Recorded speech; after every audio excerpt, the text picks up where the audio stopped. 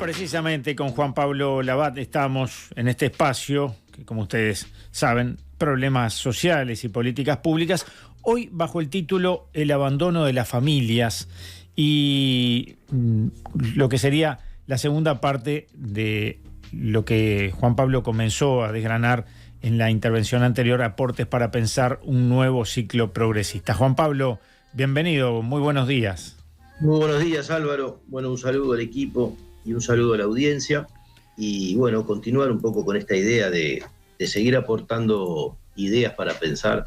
Sabés que antes de que comenzaras, el título, El abandono de las familias, me llevó de alguna manera a una charla que tuvimos ayer en Entrevista Central con Natalia Argencio. Me parece que hay como un hilo conductor, pero bueno, ya veremos con el desarrollo que tú nos traigas. Sí, realmente es un tema importantísimo ese que de una manera introducís porque el INAU, ¿verdad? El viejo INAME, hoy INAU. Sí, incluso hablamos del viejo Consejo del Niño. Consejo del Niño. Es una gran institución a pensar. Creo que la institucionalidad de la infancia ha ocupado un espacio importante en la discusión política en los últimos 20 o 30 años. Ha habido una de las innovaciones de política más interesantes alrededor de eso, que ha sido el Plan CAIF, que ha tenido además una continuidad como política de Estado. Ha sido resignificado y potenciado por los distintos espacios que han entrado, salvo este último gobierno, que lo ha dejado en el freezer, más allá del discurso sobre la infancia, que no tiene ningún eco y ninguna contraparte real en lo que viene siendo el proceso político. Pero mi preocupación viene de lejos, y en esa idea que yo planteé en la columna pasada de plantear la dignidad humana como gran horizonte de política, como gran horizonte para una gran coalición social y gran coalición política que se plantea un proyecto a 20 o 30 años, en esa dignidad humana versus la exclusión social, ¿no? Que además pretende ser un concepto distinto, mucho más complejo que la pobreza monetaria, ¿verdad? Y que tiene que ver con el acceso efectivo, con dos cosas tiene que ver, con un país que tenga productividad con reparto, y me parece que si estas dos palabras no van juntas, seguimos en el modelo liberal, ¿verdad? Y con el acceso efectivo al bienestar social, ¿no? Que es algo que a veces tiene que ver con lo monetario directo, pero que muchas veces tiene que ver con un conjunto de bienes públicos a los que se debería tener derecho inalienable, pero de una manera o de otra ese derecho ha sido conculcado por una dinámica cultural de la sociedad capitalista o de mercado, como se le quiera llamar. Si nosotros nos remontamos a la idea del país integrado, que nos ha servido como referencia, porque en general una veces tiene esa cuestión de la imagen objetivo, bueno, ¿cómo se quiere pensar? El Uruguay ha usado mucho esto de pensarse al Uruguay mismo, al Uruguay integrado de la mitad del siglo XX, por decirlo de alguna manera, a la Tacita de Plata, a la Suiza de América, o aquel lugar donde los niños de las distintas clases sociales se encontraban en la escuela. Eso ha sido muchas veces, y está bueno que así sea, además de referenciarnos muchas veces con los países europeos por nuestra ascendencia y por nuestra aspiración. Pero en aquel país donde gozábamos de una integración social indiscutiblemente mejor que ahora, aunque creo que siempre fue un poco imaginada, en aquel país había un pacto social, y ese es otro concepto que yo vengo tratando de trabajar en muchas columnas. Había un pacto social entre el Estado, un pacto tácito, ¿no? Acordado también, pero respetado y promovido del sistema político, entre el Estado, el mercado, la familia y la comunidad para proveer esto. Esto significa de que hay aportes que se hacen del Estado a través de la organización del gasto, de que el mercado de trabajo juega un papel fundamental en la estructuración de la sociedad, pero que además los procesos de socialización se dan en muy buena medida en las familias y en la comunidad. Pero aquel país recibió después no menos de 50 años de liberalismo, vertebrados desde antes de la dictadura, durante la dictadura y a posteriori de la dictadura, con una larga continuidad en la perspectiva económica que no distingue ese hito que es la dictadura, porque la dictadura también fue una forma de acelerar un proceso que ya venía pensado y que incluso continuó después en forma más atenuada, que es esta idea de la sociedad liberal. Ese pacto, de una manera u otra, se basaba en una participación muy importante de la sociedad en términos de familia y comunidad en la socialización de los individuos. Podríamos decir que a nosotros y a los que son un poquito más viejos que nosotros, nos criaron en buena medida nuestras madres y nuestras abuelas, con una división sexual del trabajo muy profunda, pero en el fondo con una cantidad de horas de cuidado radicado en las familias y en las comunidades enorme. En aquellos tiempos, por los 50 y los 60, solamente 2 de cada 10 mujeres participaban en forma activa en el mercado de trabajo. 2 de cada 10 contra cerca de 7 u 8 de cada 10 de los hombres, de los varones. Claro. Eso cambió radicalmente en el pasar de todo ese tiempo, y ya por los 2010, 2020 podemos decir de que en vez de 2 de cada 10 son 6 de cada 10 las mujeres que están integradas al mercado de trabajo. Y eso significa, por un lado, lo que todos festejamos como la autonomía de las mujeres, pero por el otro, de que el modelo capitalista sustrajo del interior de los hogares 4 personas más de las que sustraía cada 10 personas, de las que sustraía 50 o 60 años antes. Y ese déficit en la cantidad de horas de cuidado que recibe nuestra sociedad es lo que hoy nosotros materializamos como el desastre social que estamos viviendo. Y a mí lo que me interesa pensar es que aquella ecuación, aquel equilibrio de mediados del siglo XX entre el Estado, el mercado y la familia y la comunidad, se rompió. Se rompió al ser vaciada en la bolsa de los cuidados de una enorme cantidad de miles y miles de horas dedicadas por la sociedad a la reproducción, ¿verdad?, de la vida, bajo el formato de trabajo no remunerado.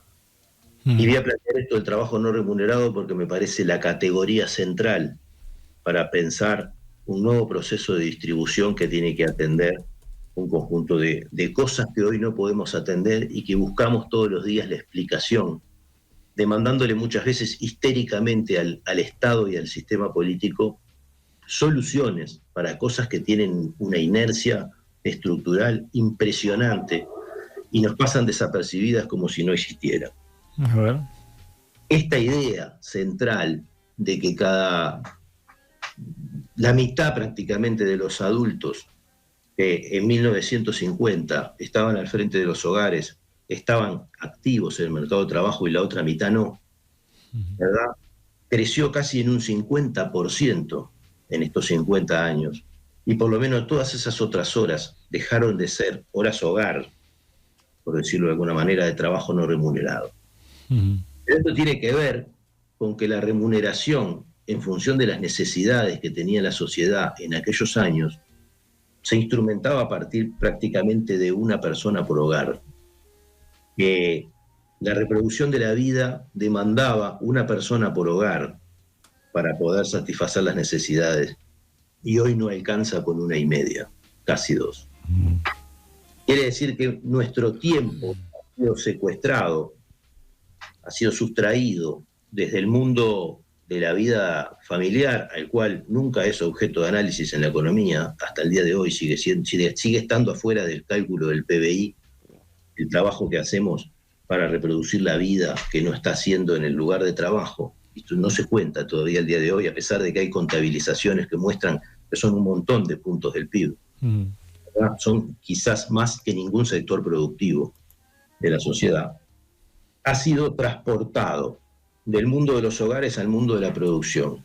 Y hoy tenemos una sociedad con un gigantesco déficit, ¿sí?, en materia de cuidado, que ha llevado a pensar cosas que se llaman, por ejemplo, sistema de cuidado, que igual está lejísimos de tener la capacidad que tenía aquella empresa social que nos sostenía hace 50 o 60 años, y concomitantemente frente a una nueva revolución que nos plantea una profunda crisis en el mercado de trabajo. Entonces, ahí es donde yo quiero ver, porque junto con la autonomía de la mujer que todos festejamos, no apareció la corresponsabilidad de los varones. simplemente apareció la doble jornada laboral de la mujer, se profundizó la doble jornada de la mujer, y apareció una especie de autonomía forzada de los niños, ¿no? Una autonomía forzada de los niños, digo forzada porque no fue su voluntad el despegarse de los entornos de socialización en otro tiempo eran los principales protagonistas o más principales protagonistas de su formación. He ahí una gigantesca falla de mercado. Mientras el Estado no hizo lo que tenía que hacer para acompañar el proceso social, que tendría que haber sido fortalecer fuertemente la provisión de servicios públicos de cuidado, el mercado, que era el otro actor, obviamente se lo proveyó solamente a los que podían pagar, como pasa siempre. Y por lo tanto, enormes sectores sociales fueron quedando, entrando en la era del descuido. 50 años después, nosotros podemos decir que de la era del descuido surgió la marginación social, surgieron las vulnerabilidades que se acumulan de generación en generación, y tenemos uno de los mecanismos de generación y sostenimiento de pobreza más fuertes que tienen las estructuras sociales. Pero estamos en condiciones de pensar otra cosa. A ver. Y esa otra cosa que estamos en condiciones de pensar es que, como yo decía al principio, precisamos evolucionar hacia un sistema de productividad con reparto, por un lado, y por el otro lado, que el trabajo cumple un papel fundamental en la idea de integración social. Quizás sea la hora de que el progresismo se plantee como un objetivo social de diálogo y pacto social, algo que ha aparecido dentro de los feminismos, pero que no ha sido la bandera principal, o lo ha sido en algunos casos y no siempre, o que no es tan importante que no nos animamos a postularlo como el objetivo principal, es volver a pensar el tema del trabajo no remunerado, esas miles de horas que se fueron de los hogares hacia el sistema de producción, descuidando, no por voluntad propia, produciendo un cierto descuido social, y que hoy deben retornar, y a veces lo pensamos capaz que como un fetiche, como un sistema de cuidados, cuando en realidad es el valor de los cuidados como valor moral, como valor social y como valor económico lo que tenemos que poner arriba de la mesa. La estructura de trabajo no remunerado es uno de los caminos que nos va a permitir a nosotros volver a justificar este reparto necesario que precisamos plantear adentro de un pacto social. Y el camino, en la audición pasada yo decía, tenemos que buscar el camino para que ese reparto, el trabajo es uno, ¿verdad? Sea, del punto de vista de la economía política, respetado y viable, ¿no? Y yo creo que esto es una de las cosas sustantivas, considerar y volver y poner arriba de la mesa el trabajo no remunerado como uno de los elementos que la sociedad tiene que atender, porque no podemos seguir mirando para el costado y metiendo la cabeza abajo del piso, como un avestruz, para tratar de entender de dónde salen todos los problemas sociales que estamos viviendo a diario, que son atroces, realmente, y que provienen de esto, provienen de un proceso de socialización malo, de mala calidad, que tiene baja cantidad de horas, que tiene baja calidad de horas, ¿verdad? Y que la sociedad debe atender y que termina atendiéndolo por sus resultados, termina atendiéndolo en las cárceles, termina atendiéndolos en el déficit, en las dimensiones sociales que constituyen el bienestar, como la salud, como la educación, ¿verdad? Esto es un producto, o por lo menos no el producto, pero producto en buena parte de no haber tenido una posibilidad de socialización que nos constituya en un modelo exitoso y donde los individuos se sientan integrados a la sociedad y quieran ser parte de un proyecto social, ¿verdad? Hay que hablar del suicidio y de otro conjunto de cosas que también han crecido en estos años. Sin duda que sí, Juan Pablo. Bueno, por allí Julián, por citarte un mensaje, dice... Labat Scrag tenía un programa llamado Último Bondi, pero no lo hace más. Allí tenías otro oyente de otras plataformas. A mí me gustaba mucho, dice. Por supuesto que además de todo lo que nos has compartido hoy, quedan un montón de temas que seguiremos abordando. Tú decías, por ejemplo, el tema de la integración de la mujer al mercado de trabajo, sin descuidar muchas veces esas otras tareas de cuidados de la familia, lo cual lleva a una sobrecarga de las actividades. También hay sobrecarga en los niños, que a veces se los sobrecarga con actividades de alguna manera también producto de esta sociedad de mercado que vivimos, que parece que tenemos que hacer muchas cosas a la vez. Tenemos madres estresadas, niños estresados, baja natalidad, porque todo esto también influye de alguna manera. O sea, si nos quedará temas para seguir abordando, Juan Pablo. Sí, por supuesto, creo que nosotros tenemos que pensar un conjunto de cosas de las que nos venimos quejando como defectos o como situaciones no deseadas en el proceso de socialización en el que vivimos, y en ese sentido es muy importante repensar un montón de temas, pero repensarlos profundamente. Vos traías esto, yo también te traigo el entretenimiento de los niños, el consumo de Internet, de los niños y de los adultos, claro. ¿Verdad? Y otro conjunto de cosas que seguramente están en esos, determinando en cierta medida esos umbrales de violencia que estamos viviendo y que nos falta investigar, estudiar, pero especialmente pensar. Y precisamos tiempo para eso. Ese tiempo es el que hemos dejado de tener. Y en realidad es el valor más caro de la vida. Sin duda que sí. Nos reencontramos y le damos más tiempo a estos temas. Un saludo a la audiencia, un saludo para ustedes y nos vemos en 15 días. Un abrazo. Chau, chau. Info 24. La actualidad que nos mueve.